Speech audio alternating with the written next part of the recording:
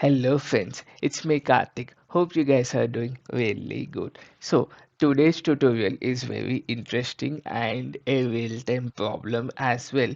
Like the problem statement goes like this. You need to display your application version when your Spring Boot is started to load. Okay, that means in startup itself you need to display the application version. So this is my application guys, and here is my version, and I need to display this. Now you could see here Tomcat started, then directly I'm displaying the version. How can we do this, and what are the different ways of doing this? There are different ways of doing this. Okay, one of them is like go to your main file. Here just you do the post construct. So when this is started, then the post whatever there in the post construct will get executed. But how do you read from the pom? Again there's a separate process that also we will discuss.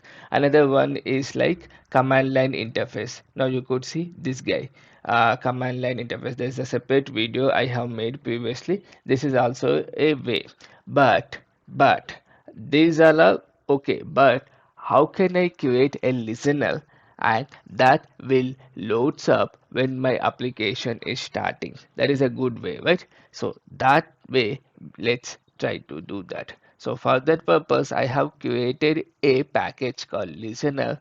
Then let's create a class called application version. Okay, application version. Let's make this as a component so that it will load on the startup component.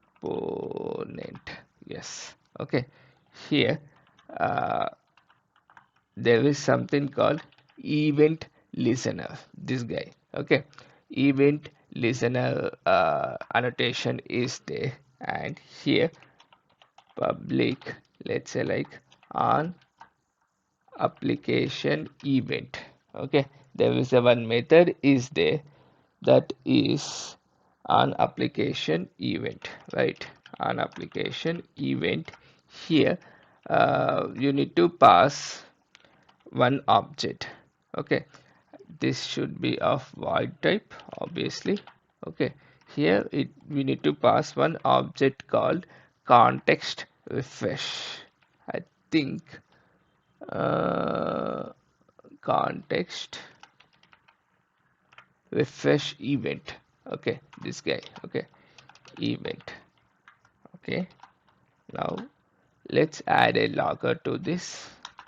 Let me keep slf4j, which is coming from lombok log dot info. Okay, let's keep inside application startup. Okay, let's first test this guy whether this uh, is coming or not. Let's first test this, then we'll see how we can read it from the main file, sorry, from the pom file. Okay, so I started the application, let it get run.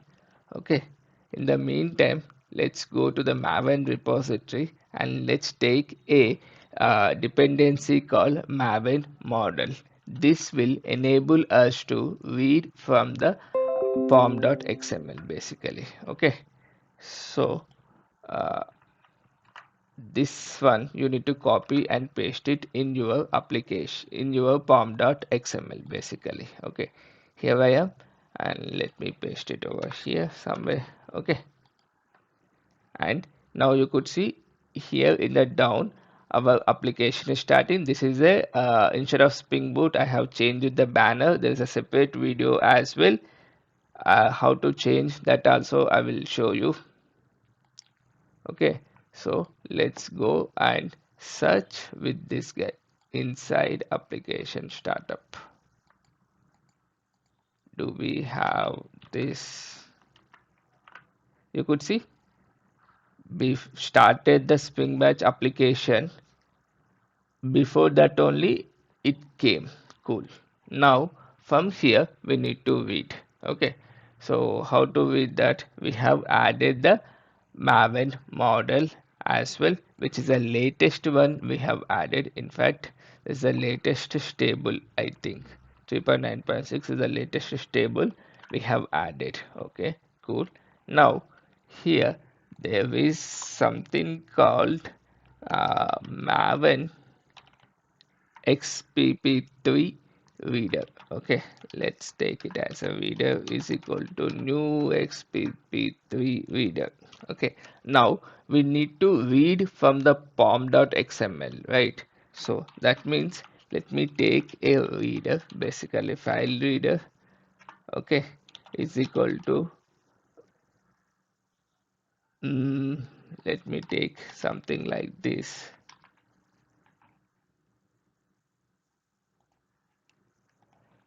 Now file reader is equal to new file reader of, let's read pom.xml directly. Pom.xml. Here I need to pass on the character set. Char set. You could see here UTF-8 is there. Okay. This will allow us to put signature, I mean add exception to the method signature. No, I wanted to put this in try catch. That's what we did here. That's why I have kept this null and then I have added this line. Okay, now reader is there. Okay, this is a Maven reader, right? Dot read, there is a one method is there, read. Here you could see it is asking for input stream, right? So let's pass the file reader directly. Okay, and this will also expect some exception here. Okay, now this, what is reader is doing basically, it is returning a model here. You could see it is returning a model here, right? So let's add that model here. Model m is equal to this, and let's import the model. Okay, now we have the log object, right? Simply use log.info m dot. Now let's see, get. There were so many other guys that I would like to show here. Okay, m dot get. Now you could see you can get the name. Now m dot get version. You can get the description as well. Where's the description? See, what we are getting is version, name. You can get the description, you can get the you can go to the properties and you can get them. You can get the dependencies, everything you can get basically. No, see, get uh, packaging, how you are packaging, get properties, from properties as well you can get property, all of them you can get it guys, not a big deal. Okay, so this will enable us to read from this, once you start reading from that pom file, then all from once you get this model object, then it's very easy. Okay, then let's close the stream basically in finally block. How if file reader not is equal to null. Now let's try to close it. File reader dot close object. This also you need to put it in try catch basically. Sound in try catch. Cool. Yeah, I think this should be sufficient guys. Let me try to run this again. Okay, so what we did is simply we created a event listener object, and in the event listener object we have tried to read from the pom.xml using the maven xpp3 reader, and with the help of file reader we started reading and we got the model object. Once we got the model object, we simply need to log that. That's very simple guys, but very useful in terms of event listeners learning, in terms of reading from the POM file with the help of Maven model library. So in that sense is really good. I strongly suggest you guys to give it a try here, and our application is started to load.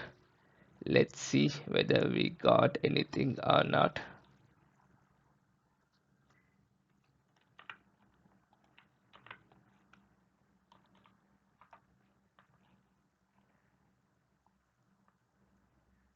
I think we're almost there. Now you could see